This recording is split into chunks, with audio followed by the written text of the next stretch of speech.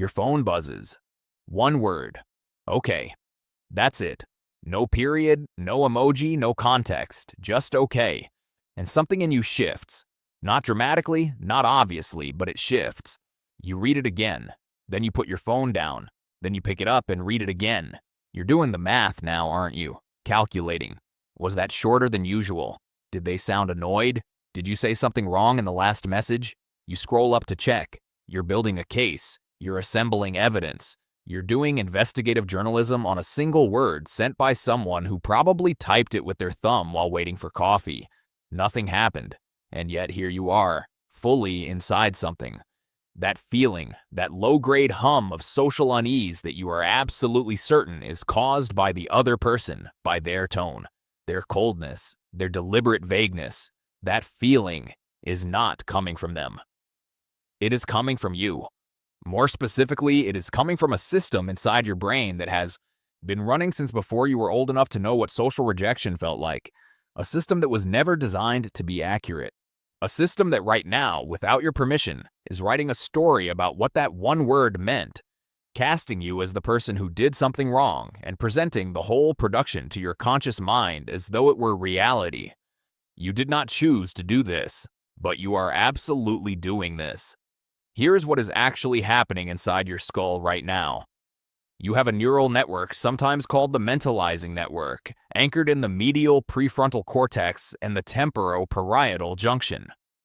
Researcher Rebecca Sachs and her colleagues at MIT have spent years mapping this system, and what they found is that it activates automatically, without conscious instruction, the moment you start thinking about another person, not when you decide to think about them, the moment you do.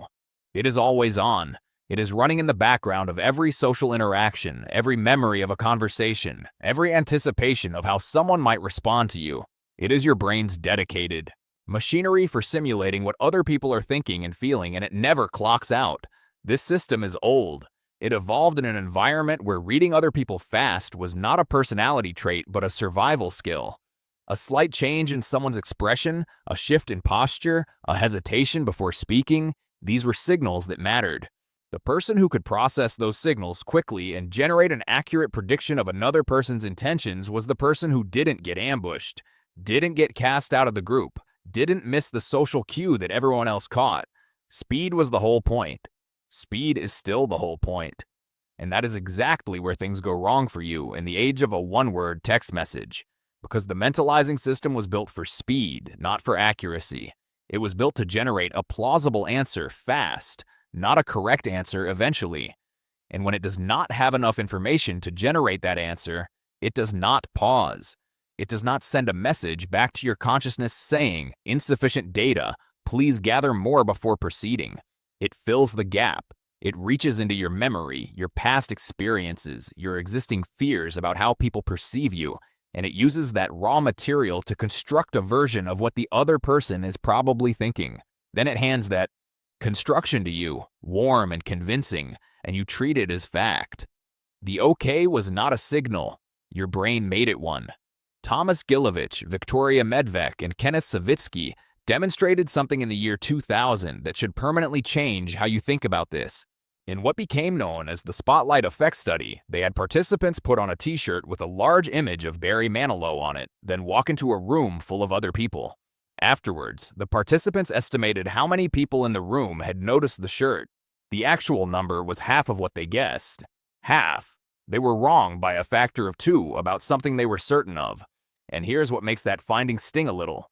When researchers warned subsequent participants about the spotlight effect before running the study, it barely moved the needle.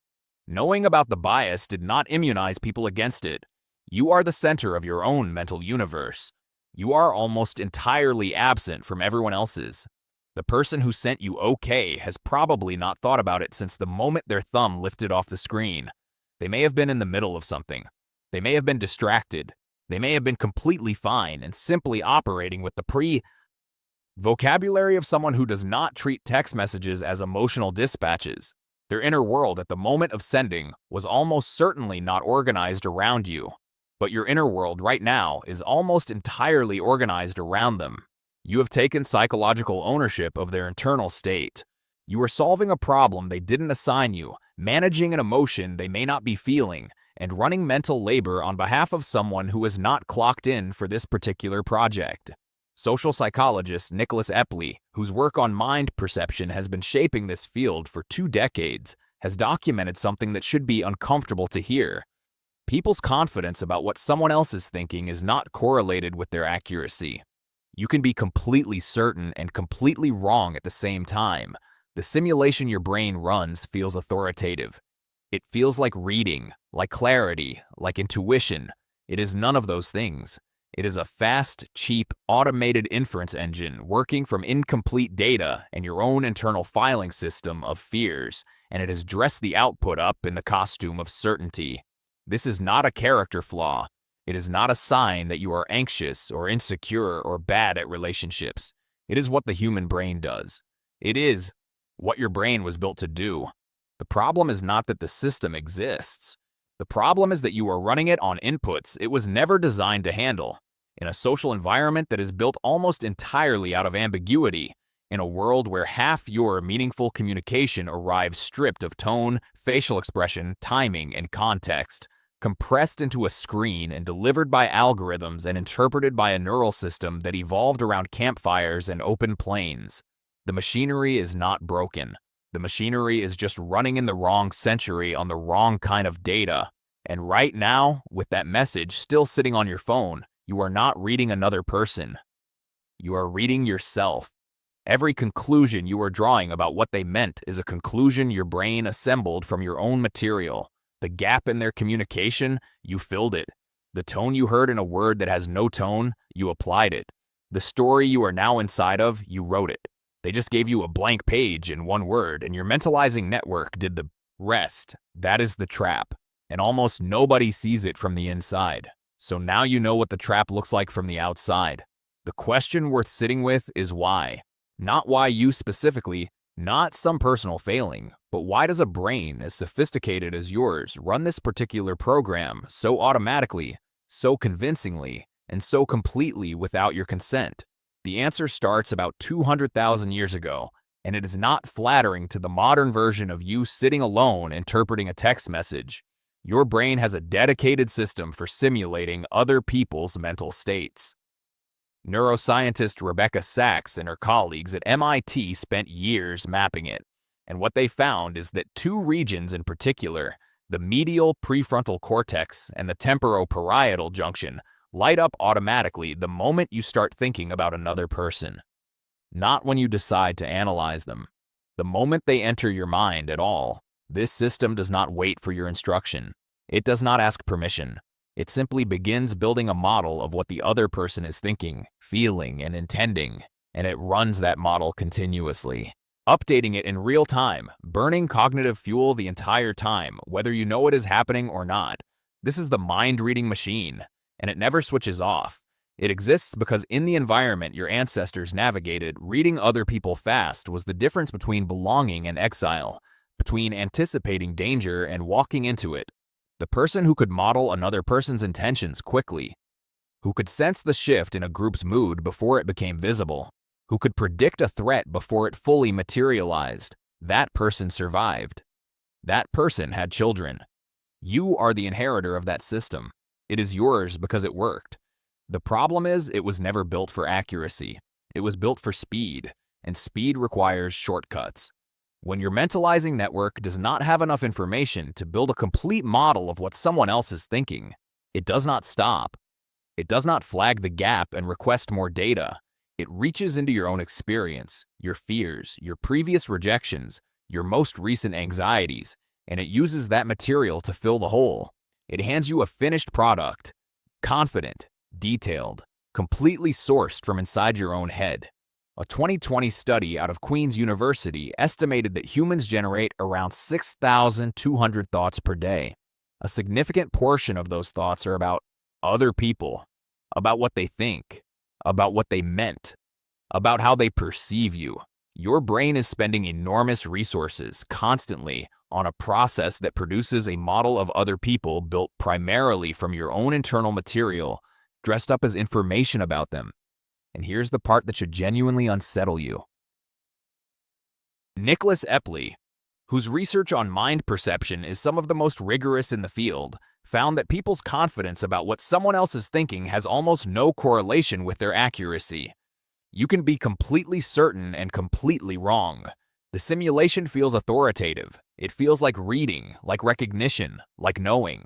It is not any of those things. It is a fast, automated inference engine presenting its output with unearned conviction, and your conscious mind accepts the delivery without checking the return address. So you are running a system that fills gaps with your own fears, presents the result as fact, and does it faster than you can think to question it. That is the machine. That is what you are working with. Now here is where it gets stranger. Gilovich, Medvec, and Savitsky ran a study in 2000 that has become one of the most quietly devastating findings in social psychology. They made participants wear a t-shirt with Barry Manilow's face on it and walk into a room full of other people. Afterwards, they asked the participants to estimate how many people in the room had noticed the shirt. The actual number was roughly half of what participants guessed. They were wrong by a factor of 2 about something they felt completely certain about, and when later versions of the study warned participants about the effect in advance, it barely changed their estimates at all. You are the star of your own production. In everyone else's production, you have a very small part. Sometimes no part at all. This is what they called the spotlight effect. The beam you imagine trained on you, illuminating your awkwardness, your stumbled words, your ambiguous messages, your Barry Manilow shirt. That beam exists only inside your own mind. The other person is running their own production. You are not in most of it. But here's the thing that study also revealed, and almost nobody talks about this half of it. The spotlight effect runs in one direction only. People overestimate how much others notice their embarrassing moments and their failures, but they underestimate how much others notice their competence, their kindness, their good work. The bias is asymmetric. You are overcounting the bad and undercounting the good in how you think others perceive you. The spotlight you imagine is pointed exactly at the wrong thing. Now the stakes change, because up until this point you might have been treating this as an interesting cognitive quirk, something to file away, a fun fact about the brain. But this is not a quirk, this is a cost. And the cost is specific and it is measurable and it is happening to you right now. John Sweller's research on cognitive load established something blunt and important. Working memory is finite. You have a limited pool of mental resources available at any given moment, and whatever you spend on one thing is unavailable for something else. Every minute your mentalizing network runs an unsolicited simulation of what your colleague thinks about the email you sent. That is a minute of reasoning capacity, creative capacity, decision-making capacity that is simply gone. You cannot get it back. It was spent on a model of someone else's mind that was constructed from your own fears and presented to you without your asking. Susan Nolan Hoxema spent decades documenting what happens when people habitually replay social interactions in their heads, running the tape back, analyzing what was said and what it meant and what the other person must have been feeling. Her findings are not subtle. Social rumination, the compulsive mental replaying of interactions, is one of the strongest predictors of depression onset that researchers have found. Not a correlate, a predictor. The habit of trying to solve other people's internal states from inside your own head has a measurable, documented path toward clinical depression. This is not a personality problem. It is a cognitive pattern with a physiological consequence. Naomi Eisenberger at UCLA found something that puts a physical shape on it. Chronic social anxiety, sustained worry about how others perceive you, activates the same neural pathways as physical pain. Your brain does not have a separate system for social threat and physical threat. It runs them on the same hardware, which means the low-grade, persistent hum of wondering what that message meant. Whether your colleague is annoyed, whether you said the wrong thing, is not just uncomfortable. It is physiologically costly in the same way that chronic pain is costly. The cortisol is real, the wear is real, and the cruelest finding of all. People who report spending less time trying to read others' minds score higher on actual tests of social intelligence. The correlation between time spent mind reading and accuracy of mind reading is flat. Negative in some studies. You are not getting better. Information by working harder at this. You are getting more of your own material, processed more anxiously, delivered with more false confidence. The effort is not producing returns. It is producing noise. This is the price. Cognitive capacity bled away. Relationships strained by certainties that were never certain. A nervous system running on social threat signals that were manufactured in your own head. And a feedback loop that is only just getting started, because the machine does not just run, it reinforces itself. And the way it does that is what you need to understand next. The first loop is about ambiguity, an uncertain social signal, a short reply, a missed call, a slightly flat tone, creates what psychologists call an open cognitive loop. The brain does not tolerate open loops well. It keeps returning to them, the way your tongue keeps finding a chipped tooth. So it generates more simulation. More simulation produces more anxiety. More anxiety generates more simulation. You are not spiraling because something is wrong. You are spiraling because your brain is trying to close a loop that the other person could close in 4 words, but hasn't. The second loop is about what you do with the simulation once it exists. Once your brain has generated a model of what the other person is thinking, everything that comes after gets filtered through that model. Their next message, their tone in a meeting, the way they glanced at you in a hallway, all of it gets interpreted through the lens of the story you already built. This is confirmation bias operating directly on your social reality. You are not reading new evidence. You are finding support for a verdict that was already written. The third loop is the one that should genuinely stop you cold. Your anxiety about how someone perceives you changes your behavior.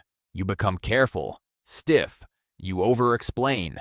You go quiet when you would normally speak. You hedge in ways you normally wouldn't. And that changed behavior genuinely affects how people respond to you. They sense the distance.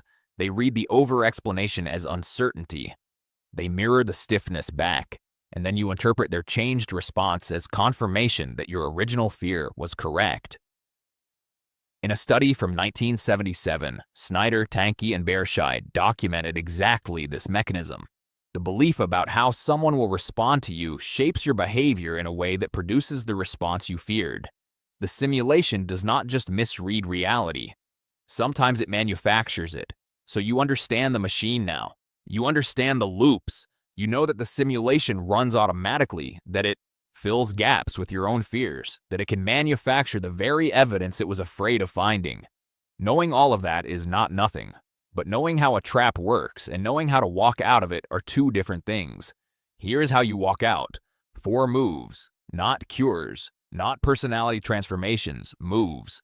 The kind of thing you do in the first few seconds after the ambiguous message arrives, before the machine gets its full head of steam. Each one targets a different point in the loop. Use whichever one fits the moment. Use all of them if you need to. The first move is the simplest and the most immediately disruptive.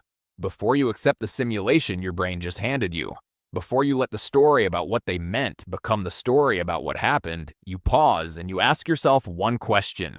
What are 3 other explanations for this behavior that have nothing to do with me? Not 2. 3. The number matters because the first alternative explanation your brain generates is usually still about you, just slightly reframed. The second one starts to loosen things. The third one is where you actually get outside your own head. Your colleague sent a clipped reply. One explanation is that they are annoyed with you. That is the one your mentalizing network already handed you. Second explanation, they are in back-to-back meetings and typed it in 30 seconds between calls.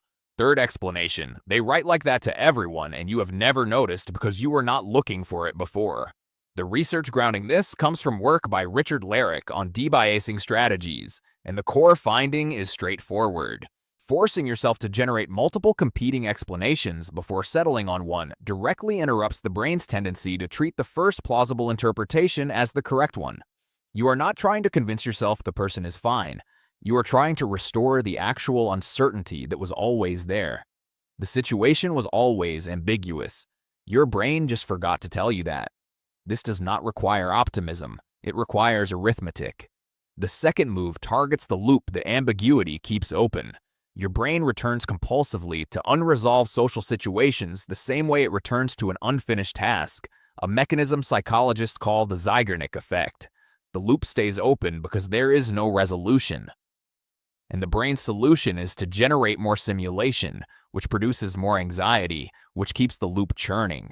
You cannot close the loop by thinking harder. That is the mistake. More thinking is more fuel. What you can do is park the loop deliberately, Peter. Gallwitzer's research on implementation intentions found something counterintuitive and genuinely useful. When people form a specific conditional plan around an unresolved situation, their brains treat the loop as provisionally closed, not resolved, parked. The plan sounds like this: if I am still concerned about this by Thursday, I will address it directly. Or, if something actually happens that confirms this interpretation, I will respond then.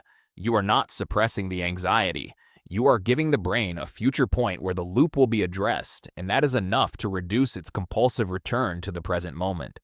The intrusive thoughts decrease, not because the situation changed, because your brain accepted a container for it. Think of it as setting the thing down on a shelf instead of carrying it in your hands everywhere you go. It is still there. You can pick it up, but you are no longer carrying it. The third move is behavioral, and it is the one that requires the most nerve. Go back to something Chapter 2 established. The third loop, the one where your anxiety changes your behavior in ways that change how people respond to you, producing the exact dynamic you were afraid of. That loop runs because you modified something. You became more careful, more qualified, more distant. You stopped speaking up in the meeting because you were managing your imagined impression. You hedged the email 3 extra times. You went quiet when you would normally have been present. The move is to identify one specific behavior you have modified because of what you imagine the other person thinks, and restore it. Not all at once. One thing. Send the email without the extra qualifications. Make the comment you would have made before you started worrying about this. Show up the way you showed up before the simulation started running. This is not a performance of confidence. It is a deliberate disruption of the feedback loop. When you restore the original behavior, you stop providing the inputs that feed the self-fulfilling mechanism. The loop cannot confirm the fear if you are not acting afraid. And most of the time, what you discover is that the response you get is entirely normal. Because the person was never thinking what you thought they were thinking. They were running their own production. You were not in most of it. The fourth move is the one you use when the first 3 are not enough. When the simulation is causing real cost. When you have been running the loop for days, not minutes. When the constructed model of what this person thinks is actually changing decisions you are making, conversations you are having, sleep you are losing. In that specific situation, you can simply ask. Not to fish for reassurance.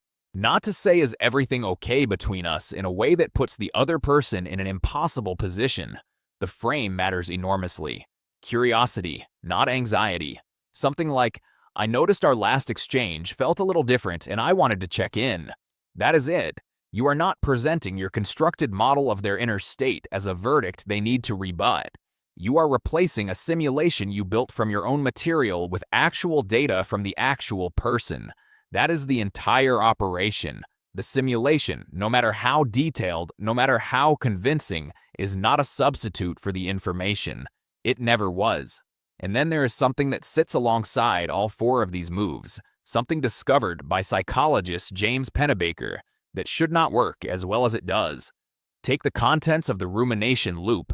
Everything your brain is cycling through about this person, what they think, what they meant, what you should have said, what it means about you, and write it out. Not to resolve it, not to reach a conclusion, just to externalize it. 15 to 20 minutes. Put it somewhere outside your head. Pennebaker's research found that this single act, writing without agenda, significantly reduces the intrusive recurrence of social rumination. The loop does not stop because you solved it.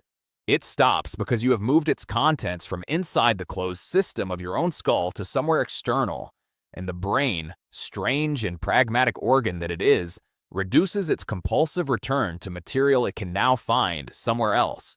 You are not processing your feelings. You are taking the simulation off the burner. Now step back. Step all the way back. You arrived at the beginning of this, carrying a one-word reply and a story you were certain was about another person.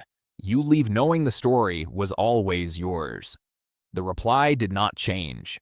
What changed is your ability to see the moment the machine starts running, to notice the simulation arriving before you have accepted it as reality, to catch the gap being filled with your own material and name it for what it is. That gap has always been there. Every ambiguous message, every flat tone, every silence that felt like a verdict, they were all gaps. They were blank pages, and your mentalizing network, fast and automated, and completely indifferent to accuracy, handed you stories written from your own fears and presented them as readings of someone else's mind. The brain that does this is not broken. It is ancient.